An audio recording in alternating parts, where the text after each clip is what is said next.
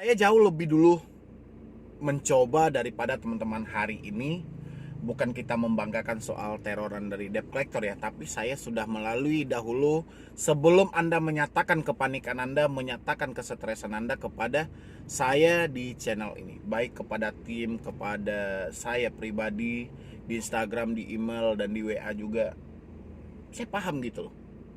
Tapi apa untungnya gitu ya? Kita panik ketika ditelepon, di WA, di WhatsApp. Untungnya apaan? Ya.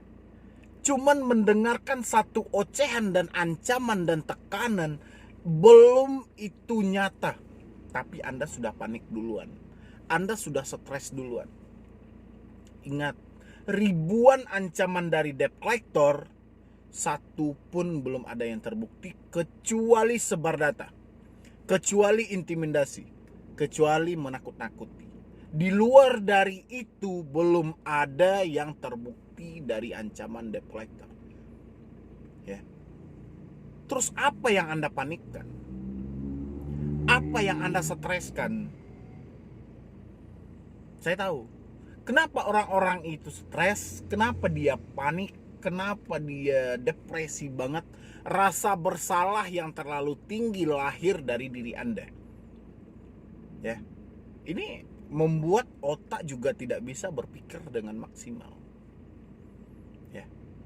Makanya saya lebih menyarankan kepada Anda, jangan respon telepon, jangan lihat WA, jangan lihat SMS. Nanti Anda malah nanya ke saya, "Bang, ngabaikan telepon, ngabaikan WhatsApp, mengabaikan SMS, resikonya apa, Bang?" Bukan resikonya, untungnya apa, Bang? Untungnya Anda tidak stres, untungnya Anda tidak panik, untungnya Anda tidak depresi. Resikonya apa, Bang? Resikonya 0 dari 3 yang saya sebutkan. Anda tidak akan terjadi itu lagi, itulah resikonya. Kita di penjara, Bang, kita dipidana, 1000 ancaman di penjara, 1000 ancaman dari pidana, jutaan ancaman dari penjara, belum satu pun yang terbukti gitu loh. Makanya saya tanyain, kenapa Anda panik? Kenapa Anda stres gitu loh? Ya. Masalah ini ada karena Anda. Masalah ini ada akibat Anda. Anda harus mampu menyelesaikan masalah ini. Ya. Orang lain ngapain? Orang lain cuman mengarahkan. Anda mau ikut kelas, mau ikut sekolah, mau ikut belajar, mau ikut apa. Orang cuman mengarahkan, Anda yang menjalankan. Ya. Mau ikut di mana Anda rencana Anda. Terserah. Ujungnya, endingnya juga sama. Mereka ngajarkan teorinya. Prakteknya Anda. Mereka ngajarkan solusinya. Prakteknya Anda. Anda mau ikut di mana? Makanya saya bilang ini. Jangan persempit pikiran Anda.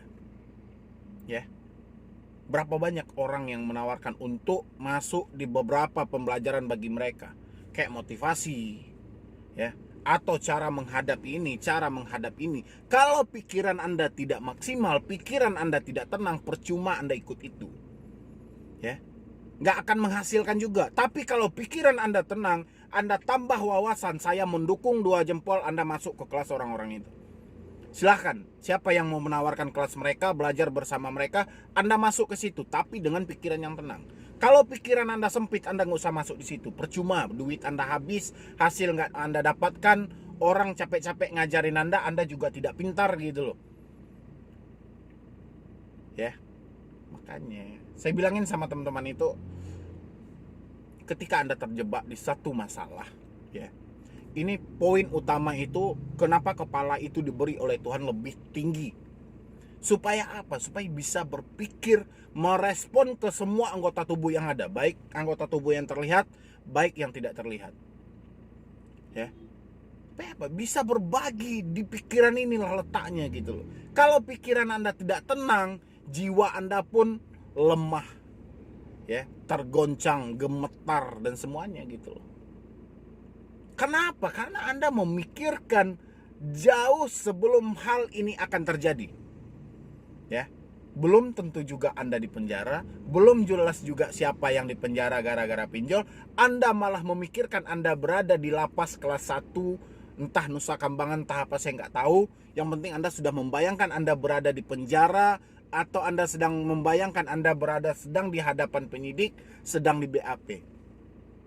Drama yang sangat sempurna, hasil pemikiran yang sangat sempurna, ya, tapi sangat bodoh. Kenapa? Karena Anda berhasil menekan diri Anda sendiri, Anda berhasil menakut-nakuti diri Anda sendiri hanya akibat masalah hutang 500.000 yang cuman bilangan digital. Ya, dapat ya. Karena penyampaian yang agak keras dan tajam itu mudah dicerna. Daripada kita memakai bahasa yang secara teori ada diajarkan di sekolah, di kampus, itu sulit dicerna karena rata-rata pemahaman setiap orang itu berbeda. Tapi kalau kita memakai bahasa sehari-hari, keras, tajam, dan cepat menampar diri Anda gitu loh. Iya enggak? Jadi itu. Ya. Jadi di telepon, di WA, di SMS, debt collector pinjol, Anda panik untungnya nggak ada. Ya. Yang Anda panik ini nggak jelas. Ya, Anda cuma panik karena ancaman, Anda cuma panik karena huruf yang ada di smartphone. Anda cuma panik karena dengar suara orang yang ada di smartphone. Anda cuma panik melihat wajah manusia, foto profil yang ada di smartphone. Masa Anda paniknya melihat smartphone? Ya. Melihat HP, melihat Android gitu loh. Ini loh yang saya bingungin. Anda panik melihat handphone Anda doang gitu loh. Ya. Cuman melihat ini berdering Anda panik. Ada WA Anda panik. Ada ancaman Anda panik. Anda tahu nggak itu cuman tulisan hasil dari pemikiran seseorang ditumpahkan di situ. Yang Anda panikin apa? Untungnya apa gitu loh. Ya, hutang Anda juga nggak selesai. Semakin Anda panik, utang Anda juga nggak akan selesai. Pikiran Anda ikut tertutup. Anda juga nggak tahu harus mengarah kemana. Ini merugikan diri Anda. Ya, makanya hati yang tenang, pikiran yang tenang ini sangat dibutuhkan. Ya, permasalahan ini akan selesai. Bukan berarti selesai dengan sendirinya, tidak. Tapi selesai karena kepala Anda yang dingin, karena pikiran Anda yang terbuka. Tapi kalau endingnya Anda stres, ini percuma gitu loh.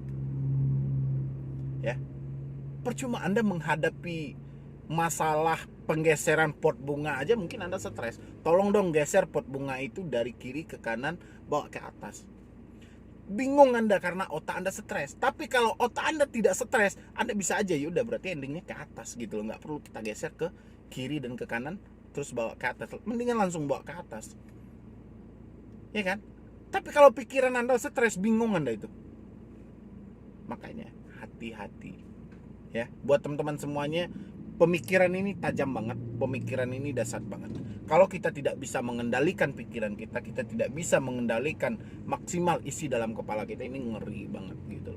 Ya, bisa mencelakai kita, bisa menakuti kita, bisa membuat Anda terpenjara berada di dunia ini. Terpenjara berada di rumah Anda sendiri, terpenjara berada di kamar Anda sendiri. Anda terpenjara itu diri Anda sebenarnya yang Anda penjara dengan hasil pemikiran Anda.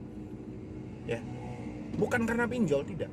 Kalau pinjol udah jelas duit Anda nggak ada. Mau mereka ancam, mau mereka apapun, duit nggak ada. Poinnya uang gitu loh. Ya. Mereka mau ancam seperti apapun ya, poinnya juga uang. Anda mau cari kemana pun juga udah nggak ada gitu loh. Ya. Jadi masalah orang yang gagal bayar pinjol bukan sama pinjolnya, tapi sama pikiran mereka. Inilah yang rumit. Makanya saya lebih ke pesemangatan mental Anda daripada saya memberikan solusi tentang pinjaman online. Karena nggak Anda butuhkan. Yang Anda butuhkan supportan dan dukungan. Ya. Kalau solusi dari hutang pasti bayar. Tapi untuk mensupport diri ini, untuk mensemangati diri ini, kita berpacu untuk mengejar materi itu kayak mana? Itulah yang saya utamakan sama Anda. Ya. Nanti di saat pikiran Anda tenang baru saya masukkan. Coba lakukan ini untuk penyelesaian hutang Anda. Coba lakukan ini untuk menyelesaikan di beberapa hutang Anda. Ya. Jadi buat teman-teman semuanya, ketika ada telepon berdering, ketika ada WhatsApp, ketika ada SMS, kalau rasanya mental Anda belum siap untuk hal itu, tidak perlu Anda respon, tidak ada resikonya. Ya. Dan Anda juga tidak ada terikat sebuah perjanjian. Anda wajib mengangkat telepon ketika gagal bayar, tidak ada. Dan begitu juga DC juga ingkar janji, karena juga tidak ada perjanjian sebelumnya. Dia akan sebarkan data kita ketika kita telat bayar, kan juga nggak ada, jadi impas. Ya, Yang penting Anda support terus channel Solusi Hutang. Semoga saya makin semangat lagi. Saya makin gigih lagi mencarikan solusi dan motivasi buat Anda semuanya. Kayak mana Anda itu bisa kuat mentalnya, semangat kembali, yang udah lemah, yang udah putus asa, kembali bangkit lagi bersama kita. Pasti bisa, dan kita berdiskusi dan konsultasi bersama gitu loh. Silahkan nanti Anda ambil nomor yang ada di link skripsi. Anda bisa mengarah ke tim saya, atau Anda lihat di layar Anda ini ada juga Instagram saya. Anda boleh follow dan Anda share sebanyak-banyaknya channel ini supaya lebih berkembang lagi. Ya, karena saya tahu di luar sana jutaan orang masih terjebak dan kebingungan karena kesulitan membayar pinjaman online. Makanya saya cuma bisa minta tolong sama teman-teman semuanya, silakan di-share channel ini sebanyak-banyaknya ke teman-teman yang lainnya, supaya yang lainnya juga ikut mengetahui dan terbuka juga pikirannya akibat mungkin udah stres, udah panik menghadapi pinjaman online. Ya, dan kita lawan semua ini. Semoga pemerintah kita juga melihat dan meluruskan permasalahan yang sangat besar ini. Ini permasalahan yang besar loh. Ya, bukan masalah sepele. Kalau memang ini masalah sepele, mungkin dari dulu OJK udah bisa menyelesaikannya. Tapi karena ini masalah besar, OJK tidak bisa menyelesaikan. Ya. Jadi mungkin cuma itu dulu yang dapat saya sampaikan. Terlebih dan terkurangnya saya mohon maaf. Mungkin penyampaian saya kurang enak atau cara bicara saya yang kurang bagus, tapi beginilah saya, beginilah hidup saya karena apa adanya. Saya berbicara apa adanya. Tujuan saya baik supaya Anda itu tidak panik dan tidak stres lagi. Ya. Jadi sekian dulu dari saya, Medi Broni. Wassalam.